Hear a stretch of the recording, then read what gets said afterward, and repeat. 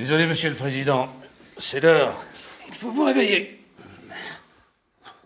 Il a essayé de se suicider. Il ne manquait plus que ça. Scanner. Faut lui faire un lavage d'estomac.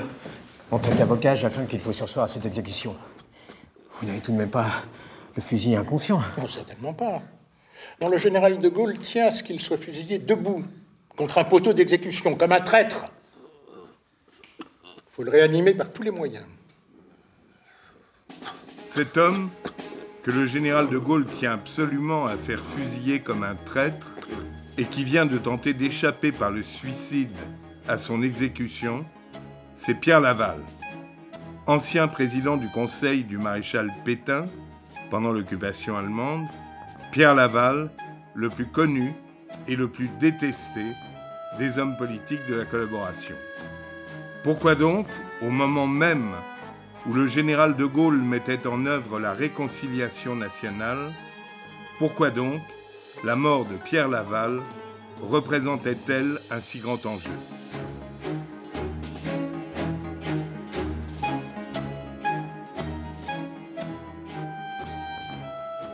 Dieu sait pourtant que la carrière du jeune Pierre Laval avait commencé comme une éclatante démonstration des vertus de l'ascenseur social de la Troisième République. C'est le 29 juin 1883 que naissait à Châteldon, petit bourg perdu aux confins des montagnes d'Auvergne, le troisième fils du modeste bougnat Baptiste Laval. Le garçon est baptisé Pierre Jean-Marie Laval. Il est né coiffé, c'est-à-dire avec beaucoup de cheveux. Et la sage-femme félicite les heureux parents Laval, c'est un signe de chance. Voilà un garçon qui réussira dans la vie. Le café des Laval est le mieux situé dans le bourg. Bourgeois et petits fermiers viennent y parler affaires, jouer aux cartes, boire une chopine et discuter politique. Circulant entre les tables, crâne rasé, comme tous les petits pauvres de l'époque, perdu dans un tablier blanc d'adulte, avec sur le bras la serviette traditionnelle des serveurs, le petit Pierre Laval, après l'école, sert les apéritifs aux heures de pointe.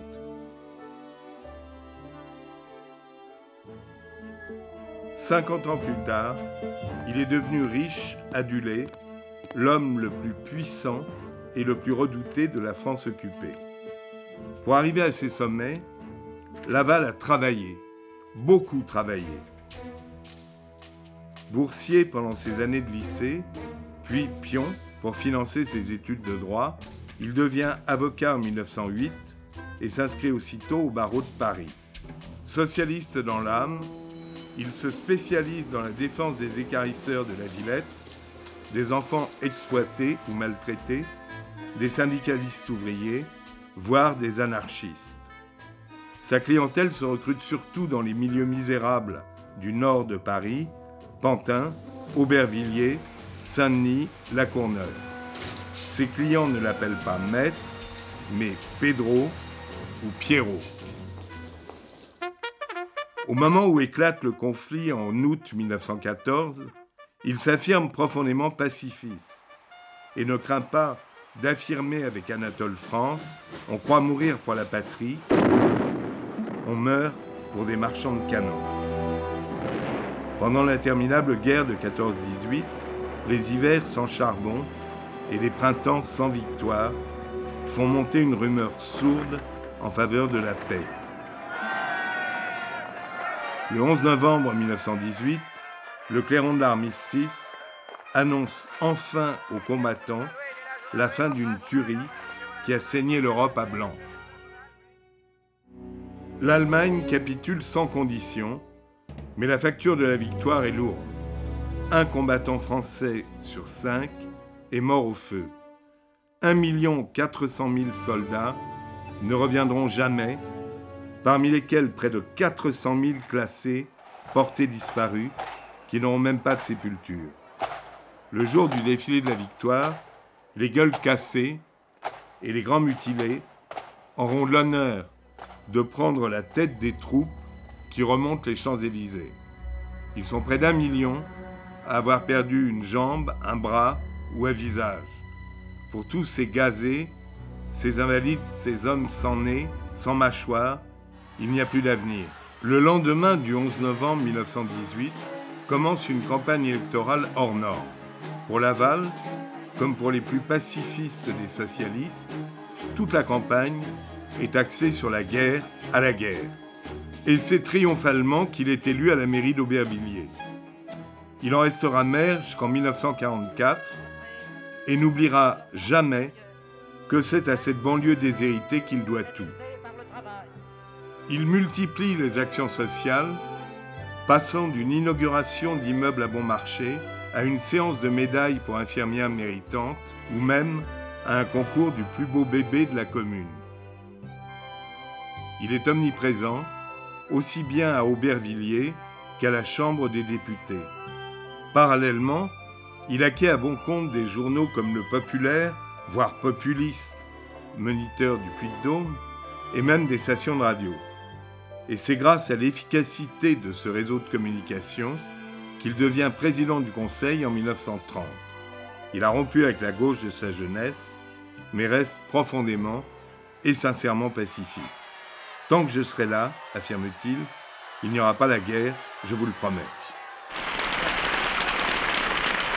Tant qu'il y aura dans le monde des millions d'hommes en chômage ou dans la misère, la paix restera incertaine et nos vieilles civilisations exposées à tous les périls. En pleine crise économique mondiale, la France, protégée par sa prospérité agricole, échappe aux catastrophes boursières qui secouent la planète. Laval passe alors sans doute un peu abusivement pour un grand économiste. Je vais vous lire ma déclaration, on vous en remettra tout à l'heure le texte. Le président Laval peut désormais parler haut et fort au nom de la France, dont la réussite économique miraculeuse est jalousée par tous les pays en crise. Laval, qui n'a jamais voyagé, entame une tournée vertigineuse et triomphale dans les capitales du monde occidental.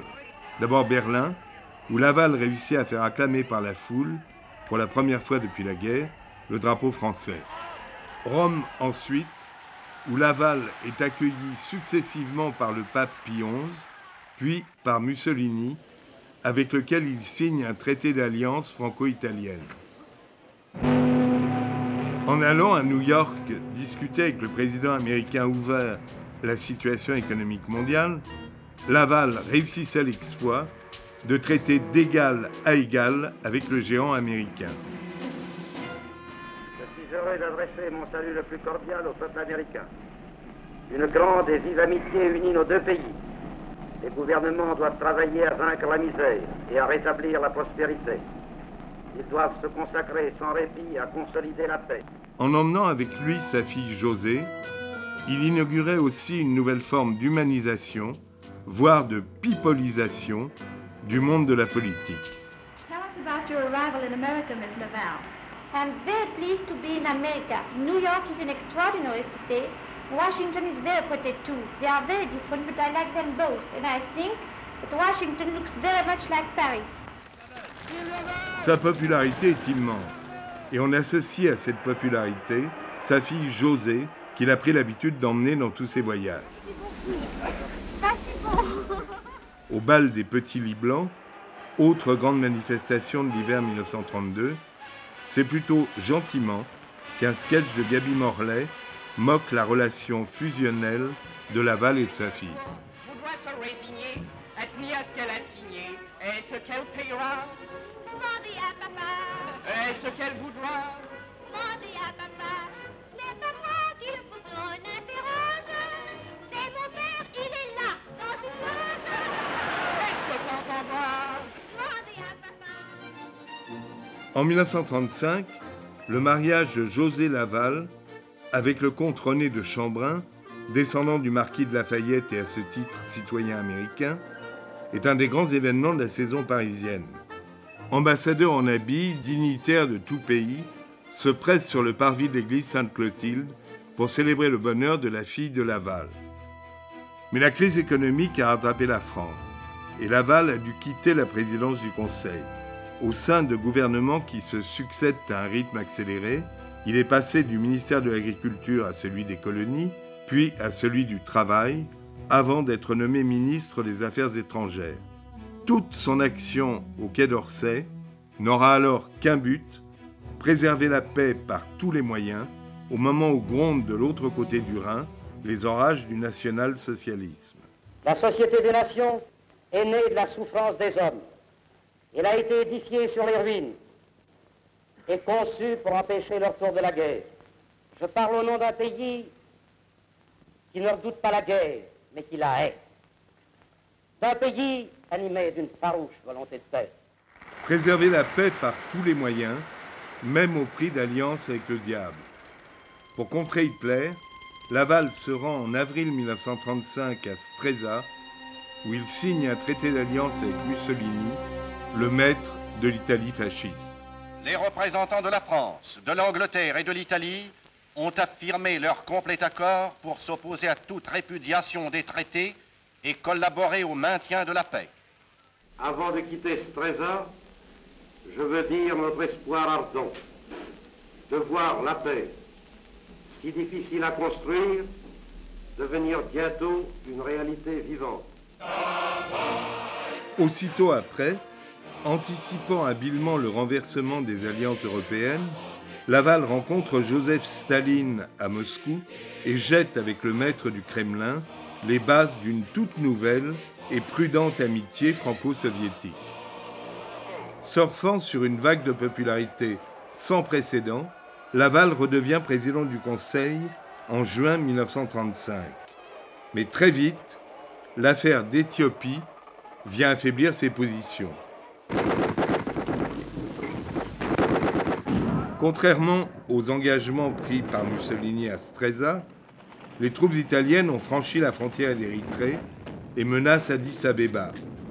En quelques jours, l'Éthiopie est envahie. Mussolini triomphe. Annuncio al popolo italiano e al mondo, l'Etiopia è italiana. L'empereur Haïlé Sélassié a beau venir demander de l'aide à la Société des Nations, il se fait huer copieusement.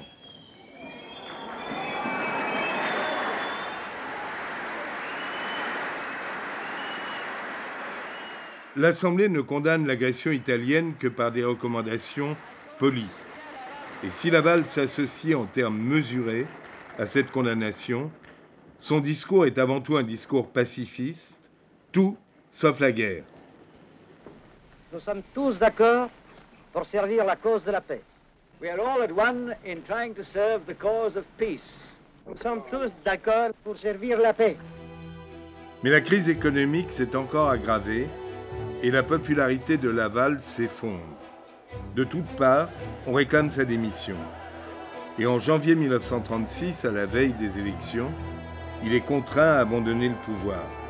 Désabusé, c'est depuis son fief électoral d'Aubervilliers qu'il assiste non sans amertume au triomphe du Front populaire en juin 1936.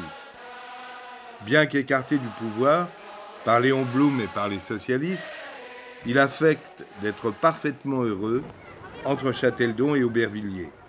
Heureux de rendre service, heureux de remettre des médailles aux garçons de café et aux charbonniers de la commune. L'Algérien Ramdani, gagnant de la course, est félicité par M. Pierre Laval, maire d'Aubervilliers. Mais malheureux en voyant les menaces que Hitler fait peser sur la paix.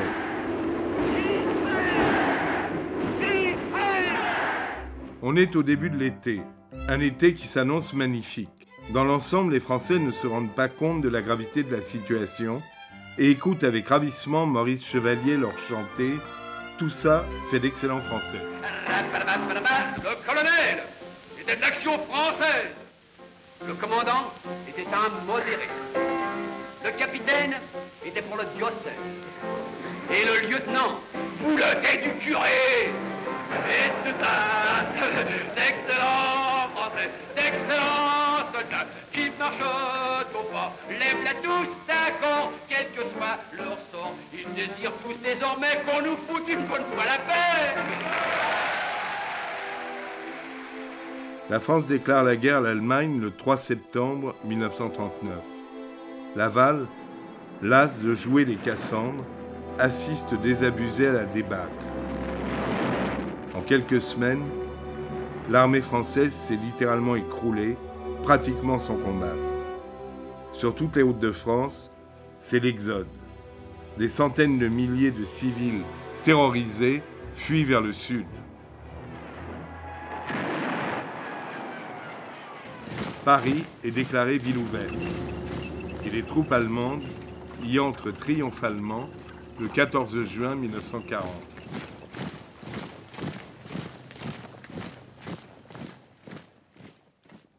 Le gouvernement a lui-même quitté Paris pour se réfugier à Bordeaux sous l'autorité du maréchal Pétain, auquel son statut de vainqueur de Verdun assure un prestige incomparable.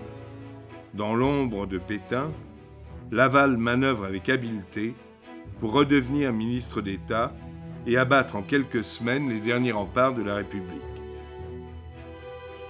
Hitler triomphe et se pavane avec jubilation au Trocadéro, où la croix gammée a remplacé le drapeau tricolore.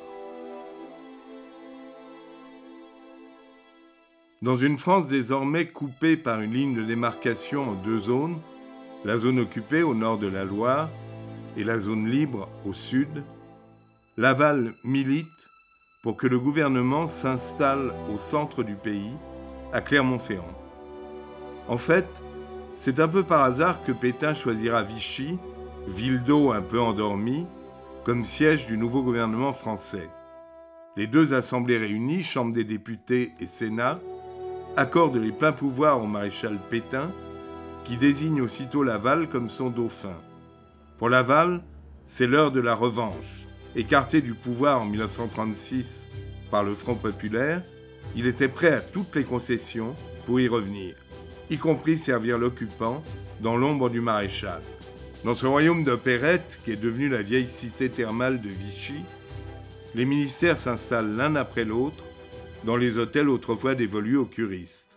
L'hôtel du Parc marque le centre de cette cité nouvelle. C'est là qu'au retour de chacun de ses voyages, le maréchal vient reprendre la lourde tâche de rebâtir tout ce qui, dans ce pays, menaçait ruine. Le pouvoir et l'administration vivent ici en meublé. Et nous voici devant l'hôtel thermal, où s'est installé le général Hunziger, ministre secrétaire d'État à la guerre. De la guerre, passons à l'aviation. L'hôtel radio, où se sont organisés les services de l'air, présente la même disposition, les mêmes inconvénients que tous les immeubles du même genre changés en ministères. Les portes de communication se dissimulent dans les penderies. Les armoires servent de classeurs. Les tables de chevet de coffre-fort. Voilà Vichy, où chaque soir, après une journée de soucis et de labeur, un homme droit et tranquille rentre au pavillon Sévigné comme un bon ouvrier après sa dure journée. L'ouvrier qui rebâtit la France, Pétain. Parmi les premières mesures prises par le gouvernement de Vichy, l'épuration massive de tous les démocrates dans l'administration, le démantèlement de la franc-maçonnerie et les premières lois anti-juives de octobre 1940. Au nom de cet antisémitisme d'État, les Juifs sont exclus de la fonction publique, de la presse et du cinéma. Pierre Laval n'est pas à l'origine de ces mesures, mais il laisse faire, même s'il organise avec l'aide de son gendre René de Chambrun, une filière pour permettre aux intellectuels juifs en danger de gagner les États-Unis. En fait, la passivité de Laval devant les exigences des occupants allemands s'explique par une soif du pouvoir forcenée. Laval prépare l'avenir, un avenir qu'il imagine volontiers sans Pétain, pour lequel il n'éprouve plus désormais que compassion et mépris. Avec son vieil ami d'avant-guerre Otto Abetz, il réussit à monter en octobre 1940 la rencontre de Montoire entre Pétain et Hitler. Film saisissant où le grand soldat que le monde entier admire se montre devant le vainqueur aussi grand qu'il fut héroïque au jour sombre de l'armistice. Accompagné par M. von Ribbentrop, ministre des Affaires étrangères du Reich, le chef de l'État va s'entretenir de la reconstruction de l'Europe avec le Führer chancelier dont les paroles d'accueil rendront hommage à sa valeur, à son courage, à sa sagesse. Dans l'ombre de Pétain, et sans son accord, Laval suscite également une rencontre en gare d'Andaille entre Hitler et Franco. Loin de lui profiter, cette initiative va au contraire coûter très cher à Laval. Furieux, Pétain a l'impression d'avoir été manipulé. S'appuyant sur ceux des ministres qui lui sont tout dévoués et qui détestent Laval, il le fait arrêter et conduire en résidence surveillée à Châteldon. Les Allemands et Otto Abetz n'ont guère apprécié cette soudaine démonstration d'autorité de Pétain. Ils vont s'employer à ramener Laval au pouvoir, malgré une impopularité croissante et malgré l'opposition du maréchal, qui ne veut pas entendre parler d'un retour aux affaires de son ancien président du Conseil. Un incident dramatique va précipiter la résurrection politique de Laval. Le 27 août 1941, il assiste à la cérémonie célébrant le départ pour le front russe du premier contingent de la LVF. La LVF, la Légion des volontaires français, créée par les ultra-collaborationnistes de Marcel Déat pour lutter contre le bolchevisme. C'est cette minute même qu'un misérable a choisi pour attenter au jour du président Laval. Grièvement blessé par un exalté d'extrême droite, Laval s'en sort par miracle. Au cours de sa longue convalescence à Châteldon, Laval craint d'être écarté définitivement du pouvoir. Il envisage même de partir aux États-Unis lorsqu'il est contacté par le maréchal Göring, qui l'assure que Hitler considère son retour comme essentiel pour les bonnes relations franco-allemandes. Flatté, Laval hésite pourtant pendant plusieurs semaines à revenir au pouvoir aussi visiblement imposé par l'occupant nazi. Mais la rage de gouverner, la revanche à prendre sur Pétain et la conviction que sa présence à la tête de l'État peut éviter à la France des souffrances supplémentaires lui font accepter la charge de former un nouveau gouvernement. À l'appel du maréchal, le président Pierre Laval a formé un nouveau ministère pour répondre aux nécessités de la politique extérieure et intérieure du pays. Le président Pierre Laval, en plus de sa fonction de chef de gouvernement, il dirigera les ministères des Affaires étrangères, de l'Intérieur et de l'Information. En clair, Laval regroupe désormais sous sa seule autorité tous les pouvoirs. Il a désormais plus de pouvoir que n'en a jamais eu aucun homme politique en France. Pour permettre la libération des soldats français encore prisonniers en Allemagne, et pour donner des gages aux Allemands qui ont un urgent besoin de travailleurs pour leur effort de guerre, Laval propose le principe de la relève. Un prisonnier libéré pour un travailleur français partant librement en Allemagne. Dans tous les centres où ils se sont ouverts, les bureaux d'inscription des travailleurs pour l'Allemagne ont vu affluer les volontaires. L'appel à la grande relève a été compris. Grâce à ces départs, des milliers de prisonniers retenus jusqu'ici sur la terre étrangère reverront leurs familles. La grande relève est commencée. En fait, malgré les efforts de propagande déployés par les services de Laval, malgré la promesse d'un salaire bien supérieur à ceux pratiqués en France, les ouvriers renâclent à partir en Allemagne. Quelques milliers seulement se sont présentés dans les bureaux d'embauche. On est bien loin des 350 000 travailleurs souhaités par les Allemands. Pourtant, la propagande Staffel veille à donner une large publicité à l'arrivée des premiers trains. Mais voici le président Laval accompagné des représentants des autorités occupantes. Le chef du gouvernement a tenu à assister lui-même à cette première rencontre des hommes qui partent et des hommes qui reviennent. Vive le maréchal! Je viens au nom de la France et de son chef, le maréchal, accueillir les prisonniers rapatriés et remercier les ouvriers qui ont permis leur libération. C'est ainsi que la relève a commencé. Vive la France! Vive la vache! Vive la vache! Vive la vache! C'est pour complaire aux autorités allemandes, et sans en référer à Pétain, que Laval lance à la radio le 22 juin 1942 cette phrase terrible. Je souhaite la victoire de l'Allemagne, parce que sans elle, le bolchevisme demain s'installerait partout. Une phrase lourde de conséquences qui le poursuivra jusqu'à son procès en 1945. Dans le même temps, l'été 1942 voit se développer une terrifiante propagande antisémite dans la presse, dans le cinéma comme dans la chanson. Qui se fait avec sa bande, prêteur ou carambouilleur, pas besoin qu'on vous le demande, vous répondez tous en chœur, c'est Lioupin, c'est toujours le seul Lioupin. Cette campagne est de toute évidence destinée à anesthésier l'opinion publique face au durcissement des mesures anti-juives, en particulier le port de l'étoile jaune, imposé à tous les juifs âgés de 6 ans et plus. Une campagne qui culmine avec la fameuse exposition Le Juif et la France. Certes, Laval n'en est pas l'initiateur, mais il ne fait rien pour s'y opposer. À Paris vient de s'ouvrir l'exposition Sur 100 Français de vieilles souches françaises, 90 au moins sont de vrais blancs, purs de tout autre mélange racial. Il n'en est pas de même du juif. Celui-ci est issu de métissage accompli il y a déjà plusieurs millénaires entre des Aryens, des Mongols et des Nègres. Il est réconfortant de voir que le public s'intéresse particulièrement à l'étude des caractéristiques du juif qui lui sont présentées dans la section morphologique de l'exposition Le Juif et la France. Ainsi grossit chaque jour le nombre des Français qui, sachant discerner le juif, pourront se protéger contre ces agissements. C'est pendant l'été 1942, justement, que René Bousquet, nommé chef de la police par Laval, met au point les grandes rafles de juifs, en particulier la rafle du Veldiv. Dans la nuit du 16 juillet 1942, des dizaines d'autobus parisiens sont réquisitionnés. C'est la police française, aux ordres de Laval et Bousquet, et elle seule, qui procède à l'arrestation des familles juives. Pas moins de 9000 policiers français sont mobilisés pour incarcérer 12 000 juifs.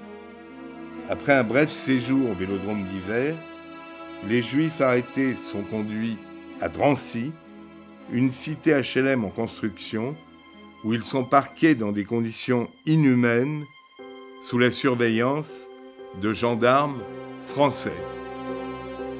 Ils sont ensuite embarqués dans des wagons de marchandises comme des animaux. Aux questions des policiers français, les soldats allemands ont ordre de répondre que les convois partent pour la Pologne où doit être créé un État juif.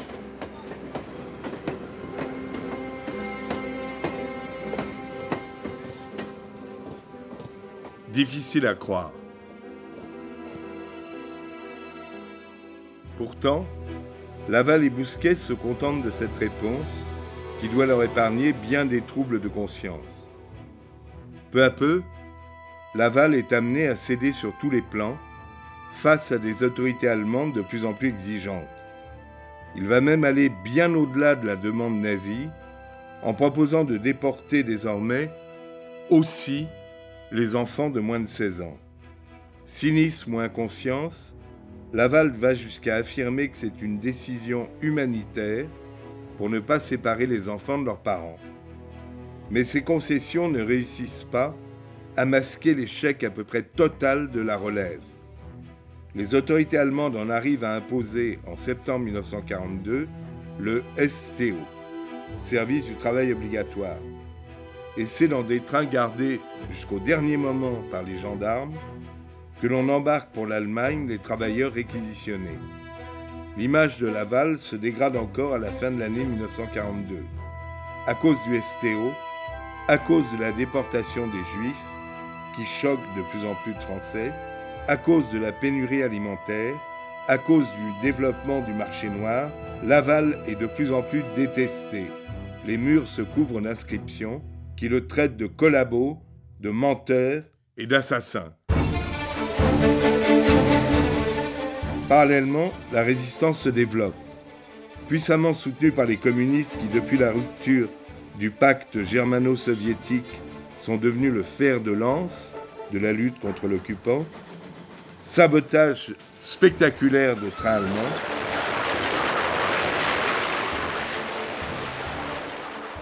attentats meurtriers contre la Wehrmacht, mais la répression s'intensifie.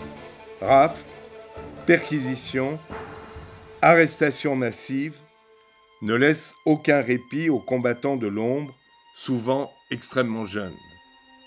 Simulacres de procès, exécutions sommaires, parfois même sans jugement.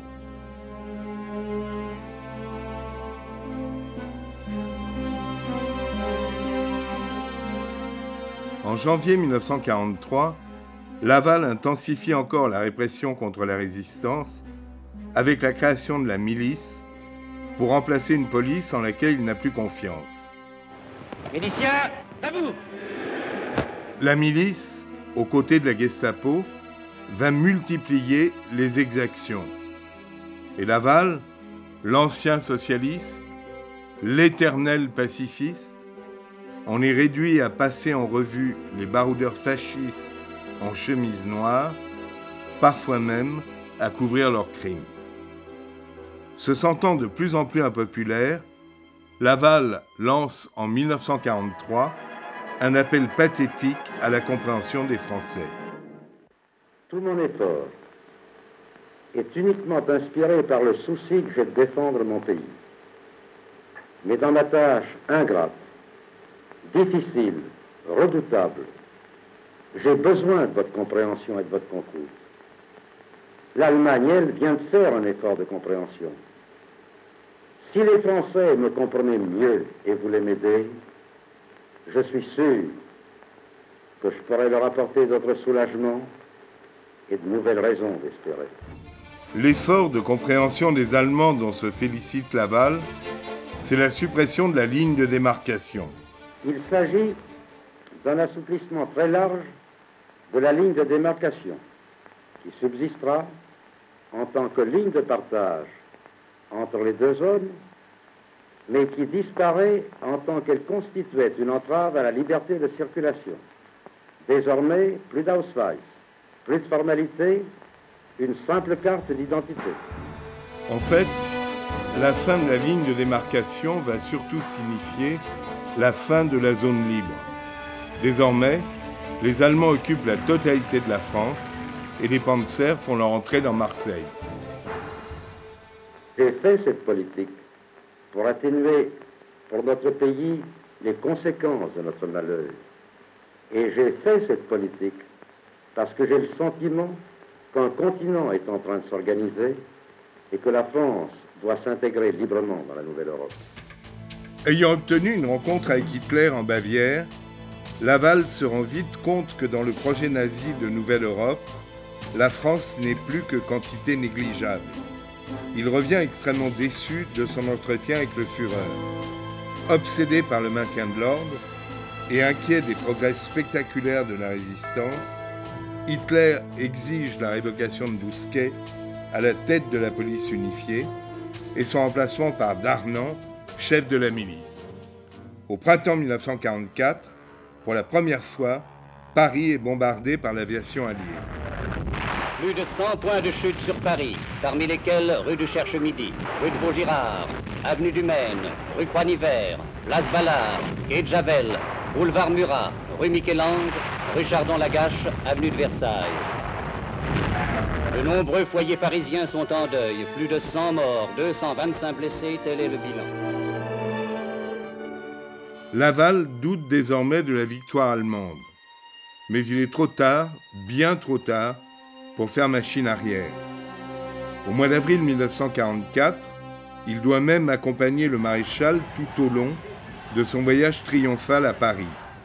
Toujours aussi populaire, Pétain se fait acclamer depuis les Champs-Élysées jusqu'à l'hôtel de ville par des centaines de milliers de personnes.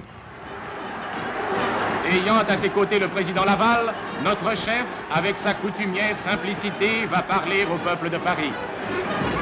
Je viens vous faire une visite. Je ne peux pas m'adresser à chacun de vous en particulier. C'est impossible, vous êtes trop nombreux. Je pense à vous beaucoup. Mais soyez sûrs que dès que je le pourrai, je viendrai. Et alors ce sera une visite officielle. Alors, à bientôt, j'espère. acclamations montent sans fin vers le grand soldat, vers la haute et pure figure de légende qu'est Philippe Pétain. Des acclamations qui salueront le général de Gaulle avec la même ferveur et au même endroit, quelques semaines plus tard, à l'aube de la Libération. Et le défilé s'engage dans la rue de Rivoli, où flottent hier encore les étendards à trois gamets. Les acclamations redoublent. La joie déferle de rue en rue, partout. Le général de Gaulle salue Paris et le remercie. Paris, Paris outragé, Paris brisé, Paris martyrisé, mais Paris libéré. En effet, le 6 juin 1944, à l'aube, la plus formidable armada de tous les temps a débarqué sur les plages de Normandie. L'armée allemande livre des combats désespérés, mais le mur de l'Atlantique cède en quelques heures et les troupes alliées déferlent sur la campagne normande. Désormais, Laval n'a plus guère d'illusions politiques. S'il se bat, ce n'est plus pour conserver le pouvoir, mais pour tenter de ne pas laisser l'image d'un traître. Enlevé de force par la Gestapo, Laval se considère désormais comme prisonnier des Allemands et refuse d'assumer quelque responsabilité que ce soit. Le 20 août, il se retrouve avec Pétain à Belfort, encore occupé par l'armée allemande. Mais alors que Pétain reste très populaire et est encore acclamé par la population, Laval se fait conspuer par la foule.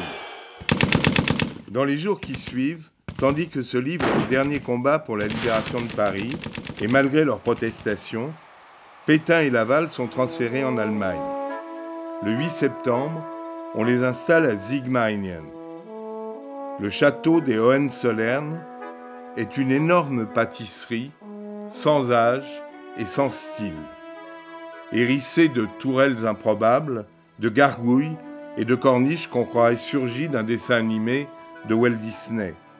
Pendant tout leur séjour à Sigmaringen, comme le raconte Céline avec une superbe férocité, Pétain et Laval ne s'adresseront jamais la parole. À Paris, comme dans toute la France, est venu le temps de l'épuration, avec ses violences, parfois même ses injustices.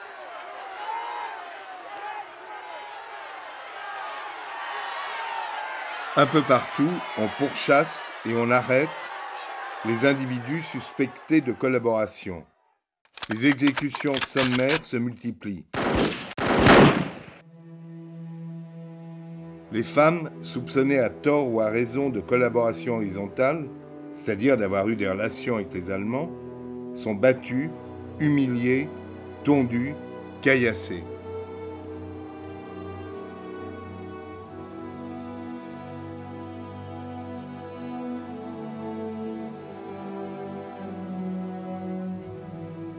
Les photos et les affiches de Laval sont arrachées, piétinées, déchirées. Depuis son exil de Sigmaringen, Laval apprend avec consternation que dans cette France libérée, des émeutiers ont donné l'assaut au château de Châteldon. Les vitres ont été brisées, son chien et ses animaux familiers abattus, ses meubles et ses souvenirs vendus aux enchères sur la place publique. On vend les tableaux, les meubles, l'argenterie. On vend même les fameuses cravates qui se faisaient blanchir à Berlin ou à Rome. Et lorsqu'en mars 1945, les forces françaises libres du général Delattre parviennent à Sigmaringen, les dignitaires de la collaboration ont déjà pris la fuite. Céline s'est réfugiée au Danemark, d'autres en Italie. Pétain et Laval, eux, essaient chacun de leur côté de gagner la Suisse. Mais si Pétain bénéficie du droit d'asile, Laval, lui, est refoulé à la frontière. En désespoir de cause, il demande asile à Franco. Et au lendemain du suicide de Hitler, le 2 mai 1945, au moment même où l'armée soviétique et l'armée américaine font leur jonction dans les ruines de Berlin, Laval réussit par miracle à embarquer sur un vieux Junker qui l'emmène avec sa femme à Barcelone.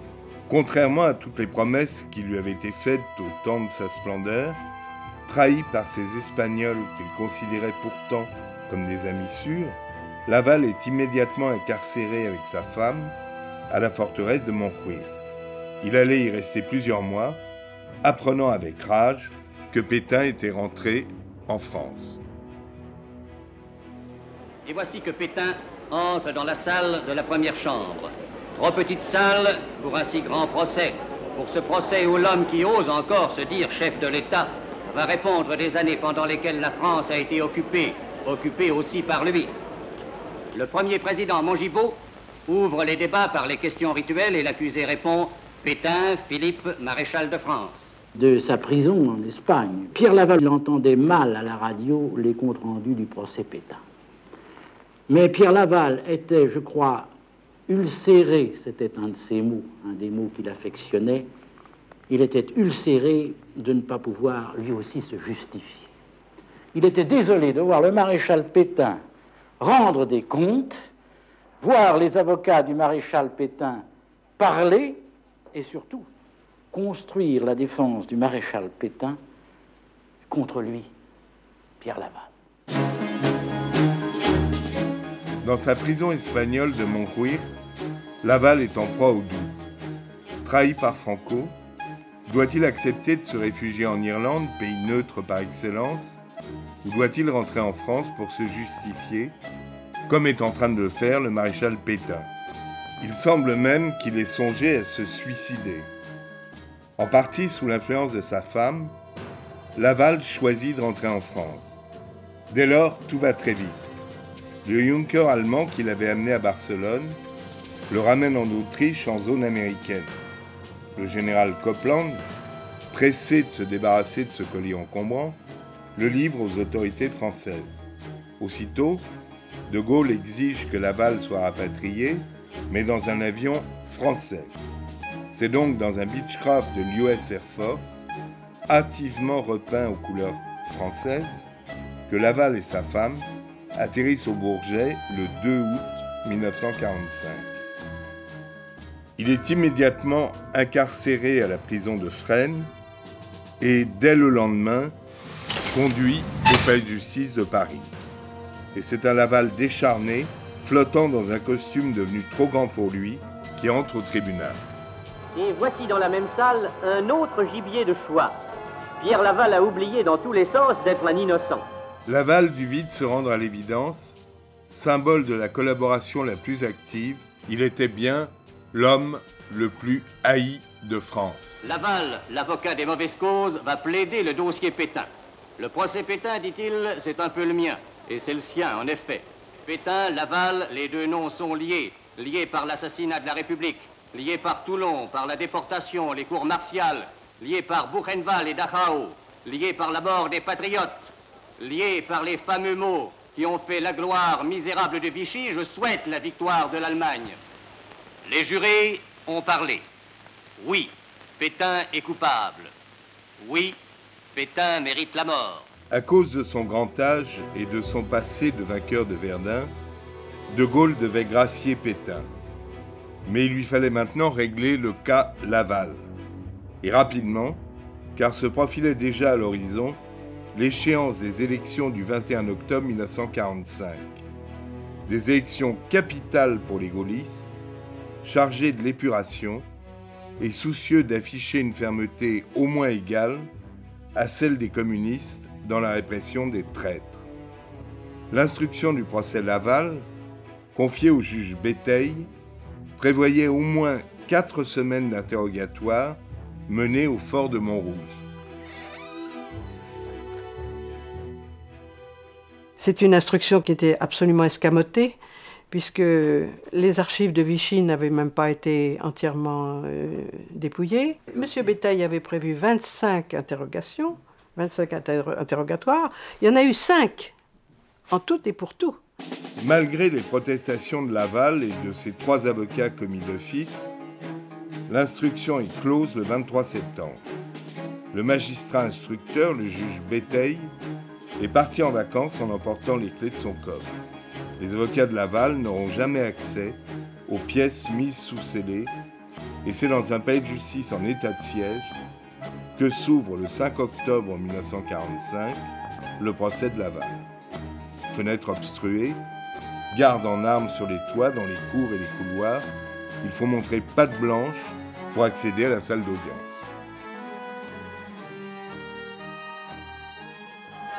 Lorsque Laval pénètre dans l'enceinte du tribunal, c'est une bête fauve qui entre dans l'arène. Une bête fauve qui se heurte immédiatement à l'évidente hostilité du président Mongibaud. Le magistrat affiche d'entrée son intention de ne pas faire de cadeau ni à Laval, ni à ses avocats, comme en témoignent les minutes du procès. Vous avez demandé la parole, maître No. Je vous la donne. Monsieur le Président, nous avions réclamé pour défendre Pierre Laval une instruction complète et préalable. Soyons sérieux, maître. Les faits qui sont reprochés à votre client sont connus de tous. L'instruction du procès Laval, c'est en juillet 40 qu'elle a commencé. Il était donc inutile que nous perdions notre temps avec une interminable instruction judiciaire préalable. Refuser à l'accusé une instruction équitable, c'est la négation même de notre justice.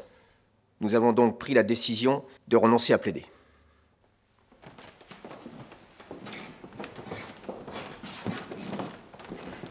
Je constate que vos trois avocats, maître No, maître Baraduc et maître Jaffray, ont renoncé à plaider en arguant d'une prétendue insuffisance d'instruction. Ils ont eu raison et je les approuve. Mais je voudrais d'abord faire remarquer que ceux qui prétendent me juger aujourd'hui étaient tous aux ordres du gouvernement de Vichy à l'époque des faits qui me sont reprochés. Vous, monsieur le Président, vous, messieurs les magistrats, et vous aussi, monsieur le procureur général. Taisez-vous, monsieur Laval. Le tribunal comprend votre motion.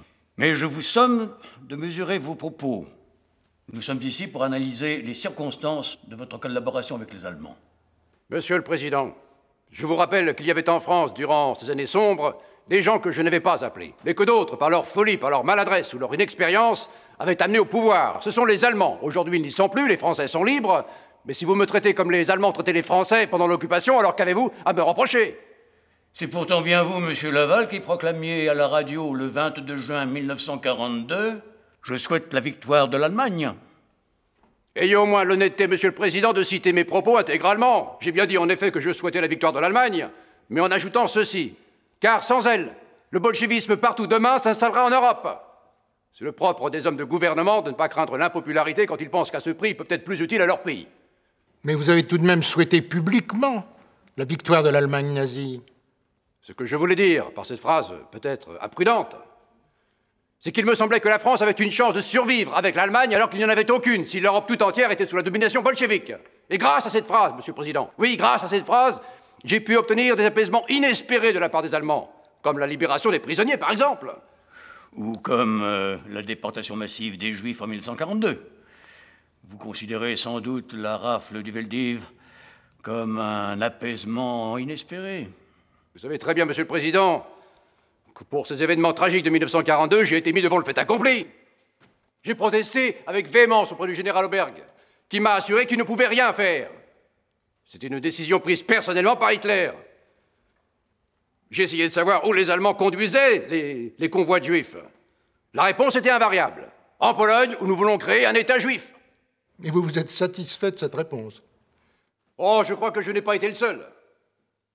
Mais moi, j'ai fait tout ce qui était humainement possible pour sauver le maximum de ces malheureux. Ça ne vous a pas empêché d'envoyer des dizaines de milliers d'innocents vers les camps de la mort. Mais j'en ai sauvé des milliers, et je peux le prouver. Dès juillet 1942, j'ai contacté le Saint-Siège et j'ai supplié le pape d'intervenir. J'ai même convoqué tous les chefs de mission des pays dont les ressortissants juifs étaient menacés, leur conseillant soit de faire agir directement leur gouvernement, soit de rapatrier dès que possible leurs nationaux menacés. Oui, mais c'est à cause de vous que des dizaines de milliers d'autres ont été conduits à la mort. Ne m'insultez pas, monsieur le procureur. Vous savez très bien que j'ai toujours été contre la violence, contre la guerre et pour le respect de la vie humaine. Vous m'accablez parce que je n'ai pas toujours su dire non. Mais vous qui me jugez si sévèrement, monsieur le procureur, et vous, monsieur le président, vous avez dit oui toute votre vie. Monsieur Laval, encore un mot qui puisse constituer un outrage à l'égard des magistrats et je vous fais ramener en cellule. La loi et la force me contraignent de me présenter devant vous comme un accusé. Et si mon corps est enchaîné, mon âme est libre. Je suis français, monsieur le président. J'aime mon pays. Je n'ai servi que lui et je vous le prouverai. Si toutefois vous me laissez m'exprimer. Autrement, condamnez-moi tout de suite, ça sera plus clair. 12 balles dans la peau. Voilà ce que tu mérites, crapule. Messieurs, s'il vous plaît. Tu gueuleras moins fort quand tu seras devant le poteau d'exécution, salaud. Messieurs, un peu de dignité, s'il vous plaît. Je rappelle à messieurs le juré qu'en aucun cas, ils ne peuvent intervenir devant le tribunal. Dans ces conditions, je me trouve dans l'obligation de suspendre l'audience. Garde, faites sortir l'accusé. Monsieur le Président, la façon injurieuse dont vous m'avez traité tout à l'heure et les manifestations auxquelles se livrent certains jurés montrent clairement que je suis la victime d'un crime judiciaire. Je n'accepte pas d'en être le complice. Le refus de poursuivre l'instruction, autant que le fait brutal de m'avoir mis dans l'impossibilité de me défendre, établissent de manière certaine que tout a été prévu et organisé pour m'empêcher de parler. Craint-on que je mette en cause certaines personnalités? Redoute-t-on à ce point la vérité? Dans cette situation, je préfère me taire, et vous continuerez sans moi cette mascarade. Sale traite, fumier, ordure, va. C'est dans ce climat délétère de violence et d'extrême confusion, et en l'absence de Laval, que le verdict est rendu. L'heure est venue de payer. Et c'est devant un fauteuil vide la sentence que la France attendait, la mort. L'affaire Laval a été abominable. Abominable. En ce sens que l'instruction a été bâclée au vrai sens du mot. Le procès a été mal conduit, il n'a pas disposé des garanties nécessaires. Je suis le premier à le reconnaître. Mais ça ne veut pas dire que Laval était un innocent. Si on disposait maintenant du temps nécessaire, fût-ce 1 an, 2 ans, 3 ans, pour réexaminer un à un tous les arguments et tous les moyens de défense de Laval, on arriverait à la même condamnation, la seule qui s'imposait, la mort. Or, il fallait fusiller Laval avant les élections, fixées au 21 octobre. À l'aube du 15 octobre, malgré la tentative de suicide au cyanure de Laval, on convoqua donc un peloton d'exécution à la prison de Fresnes. Encore fallait-il pouvoir fusiller Laval vivant. Alors? Il est tiré d'affaire. Médicalement parlant, vous pouvez le fusiller. Les sœurs finissent de l'habiller. Mais il peut marcher? Il peut tenir debout. Pour le reste... Bon, faites préparer une chaise pour le transporter, le cas échéant. Suis-je bien coiffé? Mon écharpe tricolore. Je ne peux pas mourir sans mon écharpe tricolore. Ne perdons pas de temps, Laval. C'est assez pénible pour tout le monde. Pourquoi? Vous avez peur d'être en retard pour le déjeuner? Ça suffit. Allons-y. Rassurez-vous, monsieur le procureur, j'ai tout mon temps. Je pourrais avoir un verre d'eau, ma sœur. C'est incroyable comme j'ai soif. Merci.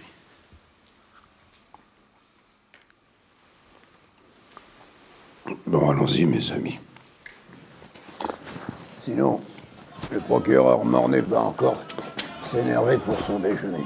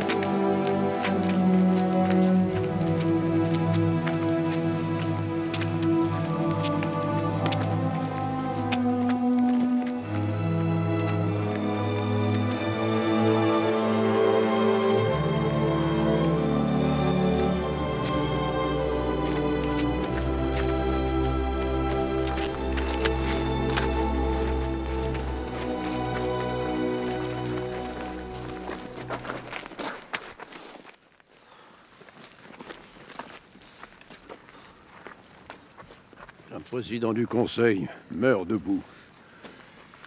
Je trouverai bien les forces nécessaires pour tenir la minute qu'il faudra.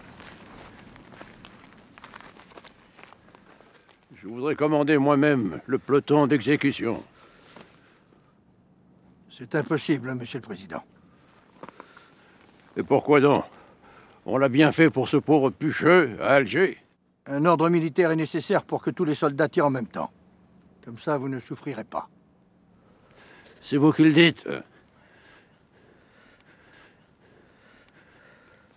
Monsieur Mornay, même en vous cachant derrière un corbillard, vous resterez coupable d'un des plus grands crimes de l'histoire.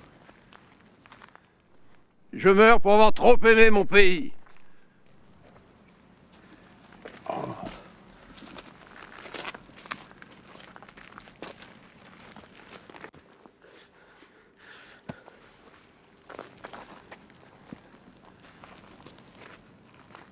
Restez. Je veux que mon dernier regard soit pour des visages sympathiques, comme ceux de mes avocats.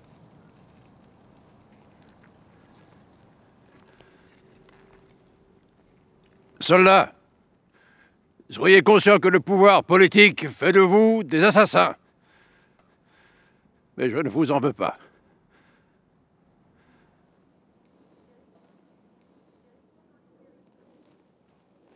À mon commandement, premier rang, genou à terre. En joue.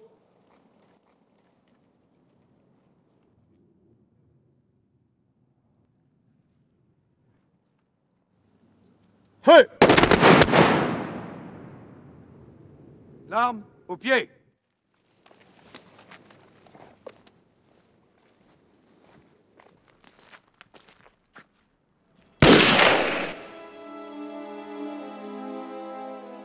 « 15 octobre 1945, 12h32, Pierre Laval a expié. » C'est le tout jeune journaliste Pierre Sabag qui couvrait l'exécution pour la radio tandis que le corbillard emmenait le corps de Laval vers une fosse commune du cimetière de Thiais. Quelques mois plus tard, la famille de Laval obtenait l'autorisation de transférer son corps du cimetière de Thiais jusqu'au cimetière du Montparnasse. Encore aujourd'hui, chaque 15 octobre, des fidèles du président Laval viennent déposer sur sa tombe des fleurs blanches, ses fleurs préférées.